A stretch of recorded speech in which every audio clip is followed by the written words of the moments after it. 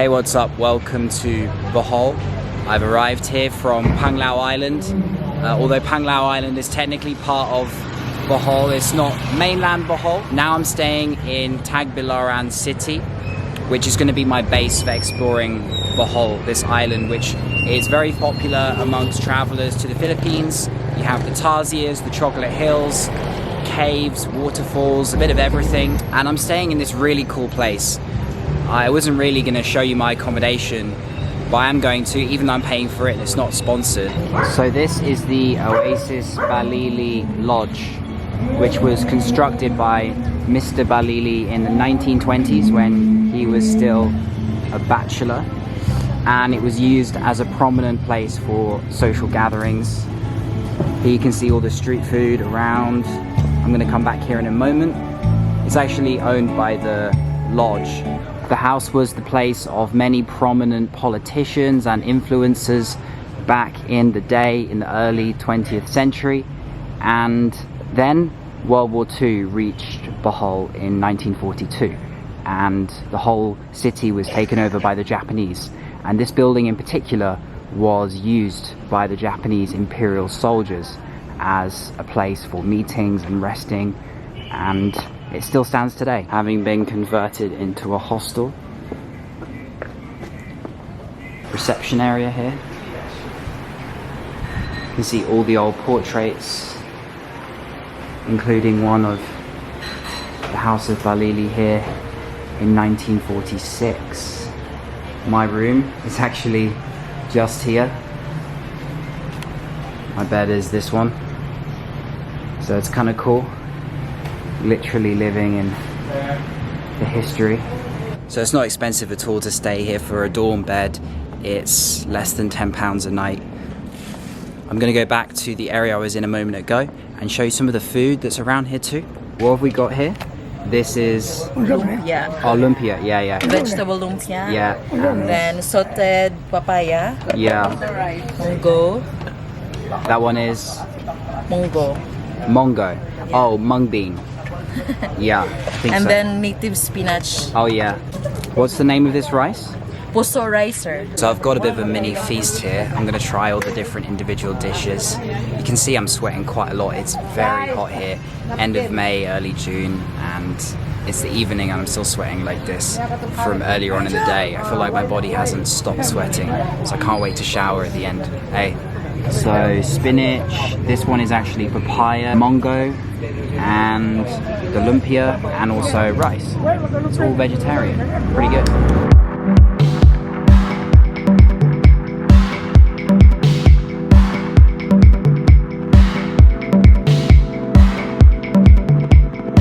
So take a guess how much that all came to.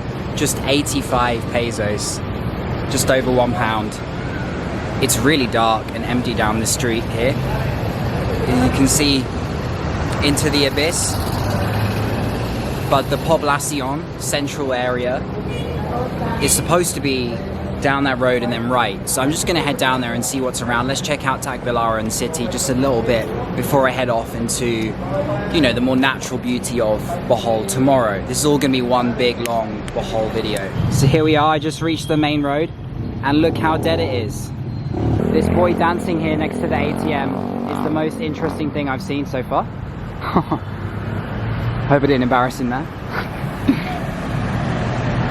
No, I don't want to be sarcastic about Tagbilaran city, but you get the idea just looking here. If you're in Manila, for example, you just step out on the street, you'll find something, and I think that's the main difference here. Obviously Bohol's not a big island, it's not super populated.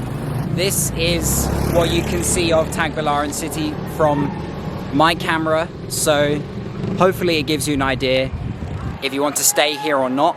There are also other parts of the island you can rest up at between visiting all the attractions of Bohol, different areas that have resorts all set up and hotels dotted around the island. So your accommodation might change your experience quite dramatically depending on the location of that accommodation. Good morning and welcome back to Bohol. I'm here at the Heritage Lodge just behind me, Oasis Balili. and today I'm going to be showing you how to explore Bohol, the main sites, via public transportation. You can rent a motorbike, many people do. However, I want to make this as accessible for as many of you as possible to try and replicate. So right now I'm about to take a tricycle to the local bus station in Tagbilaran city.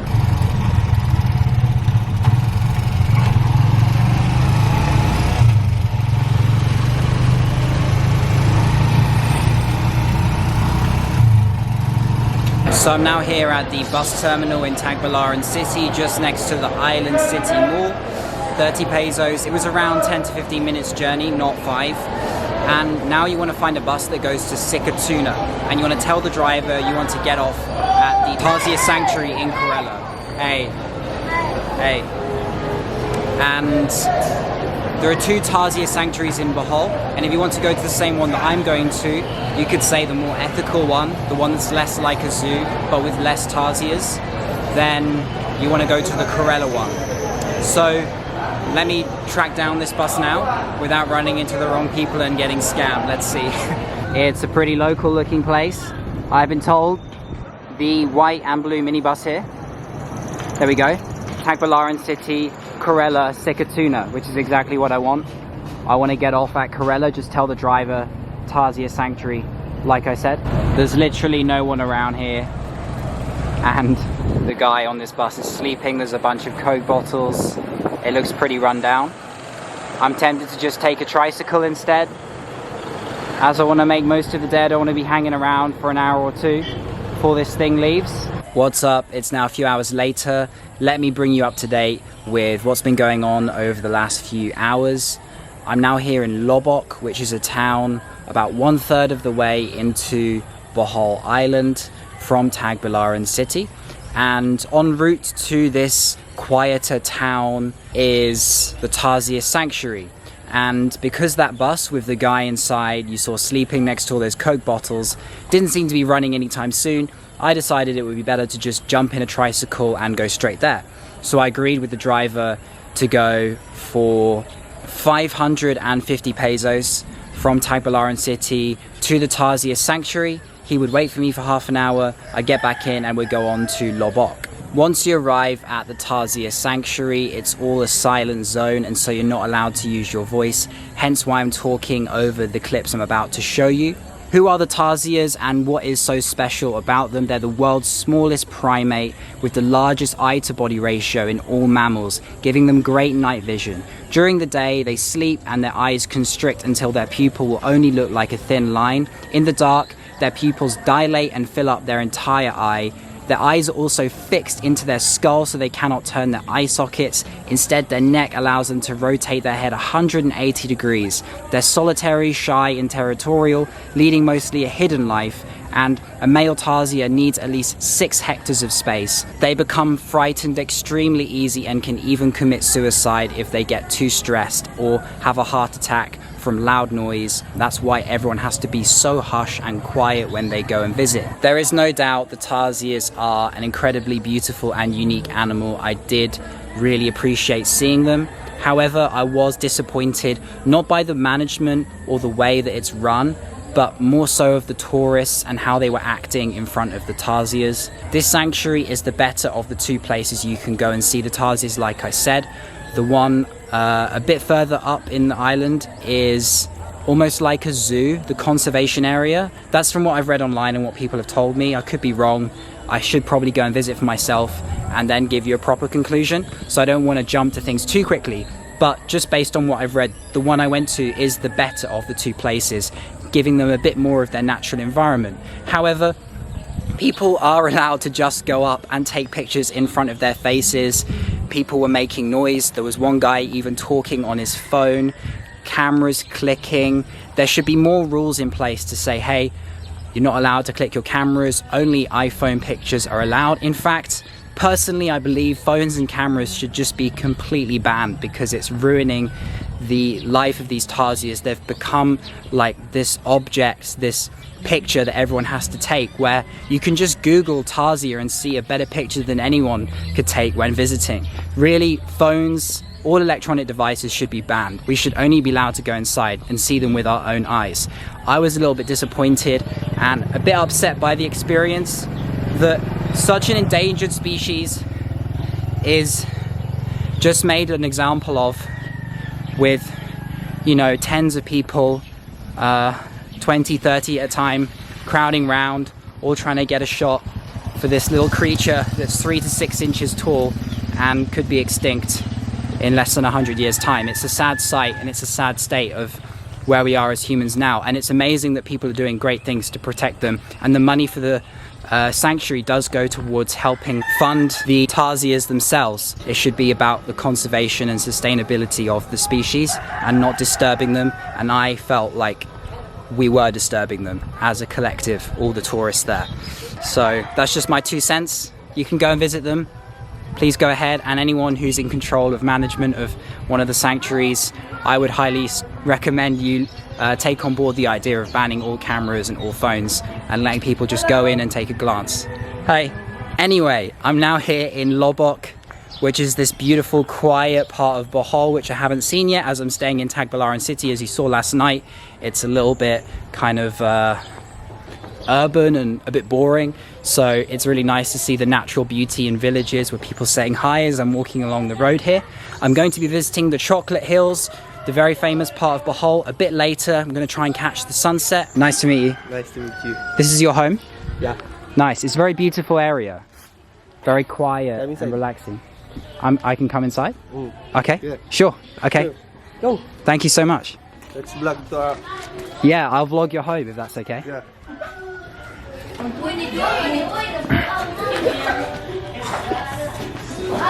off my shoes.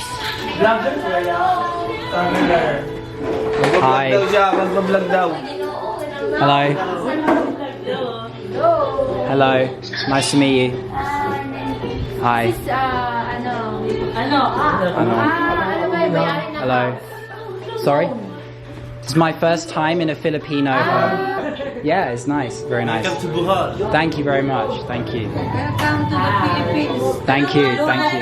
What's your name? Yeah. What's your name? Jason. Jason? Jason. Jason. Jason?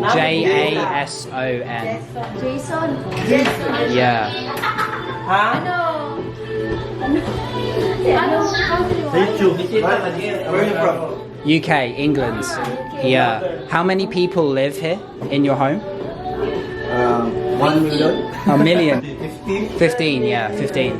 Great. And you're all related, all one big family. Where you live here?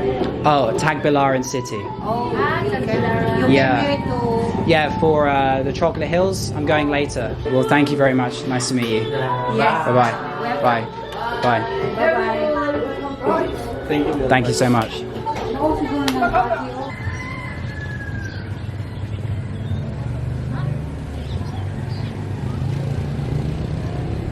The church just here used to be the oldest church in the Philippines.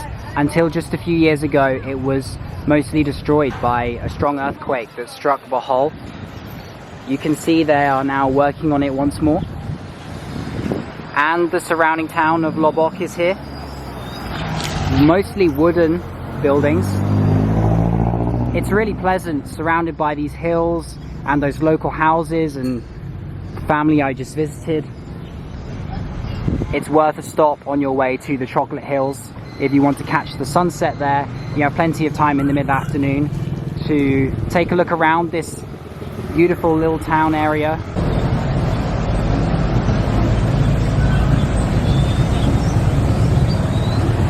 So I've now walked over to a very touristy place in Loboc, but I think I'm going to try it. It's the river cruise, which includes a lunch for 650 pesos. It lasts 1 hour. Let me show you the menu right in front of me. You get to choose an appetizer, salad, entrees, and dessert. They have vegetarian options as well. 650 for the cruise. Hey. Thank you. Entering onto the boat now. This should be a good experience. Lots of other tourists here, although I'd say 80% of them are Filipinos, only 20% non-Filipinos.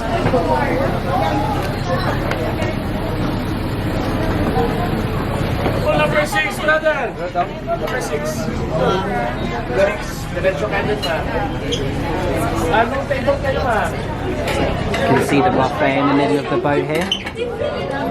Pretty good. Or you can see appetizers here, soup, noodles in the middle.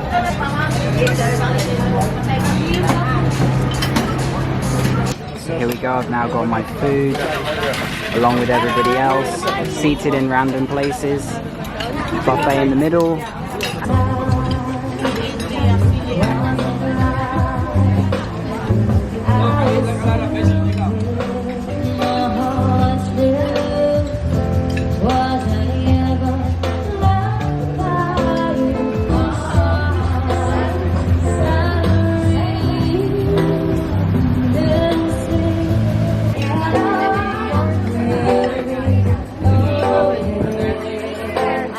We're now moving and there's entertainment playing on the other side of the boat over there. And as touristy as it is, it's actually really charming. You can see the trees and greenery, the local houses as we go by, just drifting. Food quality is actually pretty good considering how much of it they keep having to top up.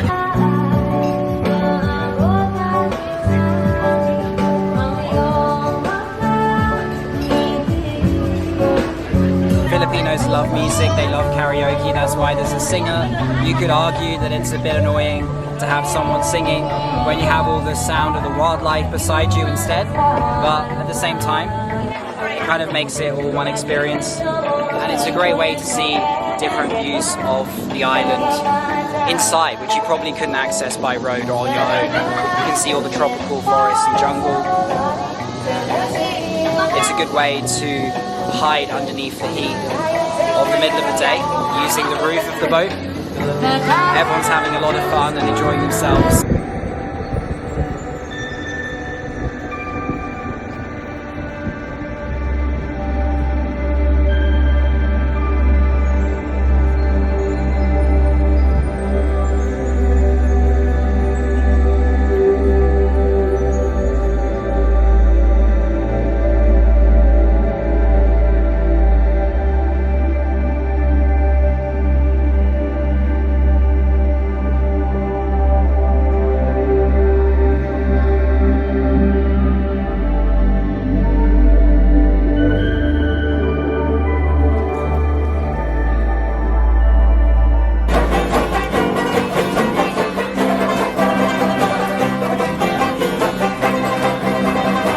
Just got off the boat there, nice exit to listen to that, and overall a really decent experience, to be honest. I thought it was going to be pretty touristy. I was just winding down the clock as it was the hottest part of the day, and really it was a lot of fun, you know. It's not really ashamed of being a touristy thing, you know. They just really amp it up. The woman's singing, she keeps on going, and then by the end of it, the Filipinos on the boat also want to go up and do the karaoke, and then everyone's clapping and joining in, smiling. There's like just everyone enjoying themselves, so it's really nice to see. So I just got off the boat and I asked a lady, how do I get to the Chocolate Hills from here? And you need to cross the bridge immediately next to the boat cruise area and flag down a yellow bus. So crazy, when I got off that bridge, started absolutely pouring it down. And then the yellow bus zoomed past me, and I had to run about 100, 200 feet to catch it, and it didn't drive off, thankfully. Now I'm on, holding pretty tight, it's completely round, but it's the right bus. So, yeah, all good. Here you can see the bus and the front.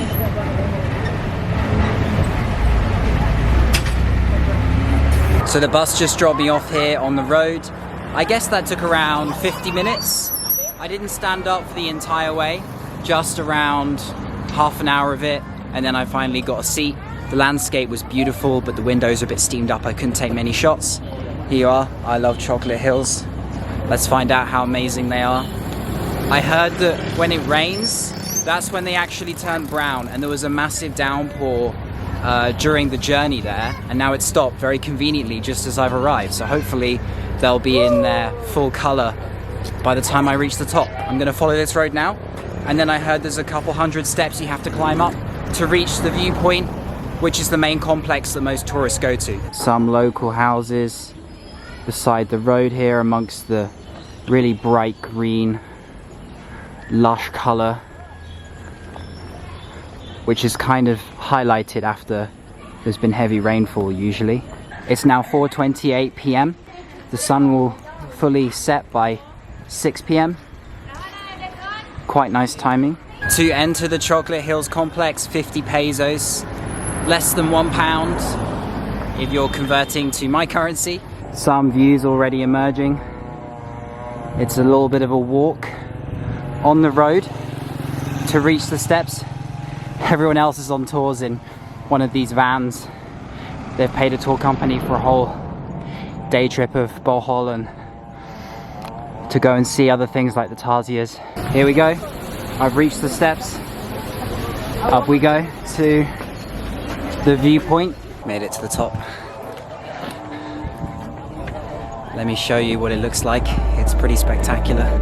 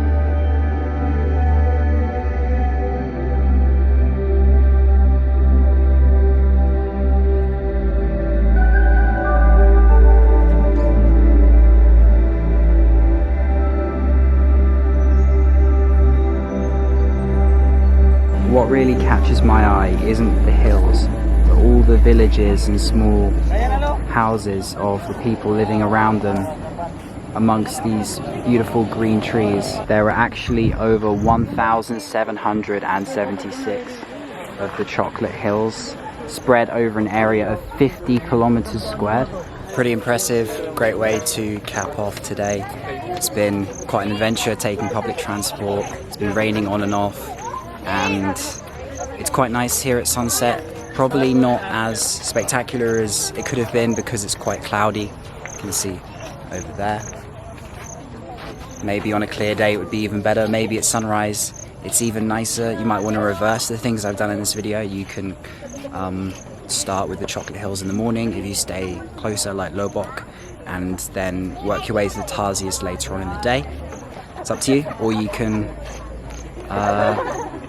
go to other places on the island. There's so many things to explore: waterfalls, caves, beaches, island hopping, diving, snorkeling, the list goes on.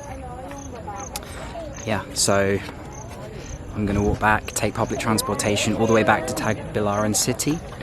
I'm leaving Bohol tomorrow and I'm taking a boat to Cebu. I'm gonna make a video of that journey to show you how it's done, and I'll see you then.